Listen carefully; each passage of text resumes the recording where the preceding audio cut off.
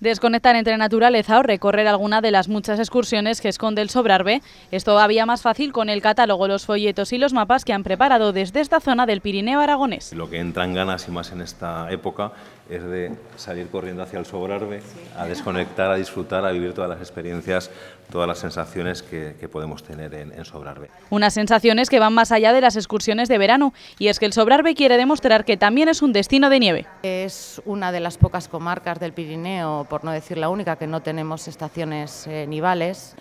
Hemos querido también vender otras actividades de nieve, como son las raquetas, el esquí de fondo, la escalada en hielo.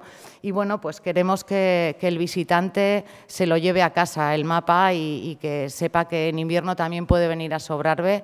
Los turistas del Sobrarbe proceden en su mayoría de Aragón, España y Francia, aunque cada vez son más los belgas que se acercan a este rincón del Pirineo. Y es que los datos de turistas en Aragón son cada vez mejores. El año 2015 el primer año, lo hemos superado en el 2016 y este año seguro que la marca del año pasado de 3.400.000 también se superará. Y algo muy importante, que es la pernoctación. Hemos conseguido superar el último año incluso los datos de la Expo, que era el mejor registro histórico en el conjunto de Aragón. Un importante número de turistas que tiene que disfrutar del Sobrarbe sin dejar huella. Para ello se han imprimido 7.000 bolsas con mensajes para promover la recogida de basura.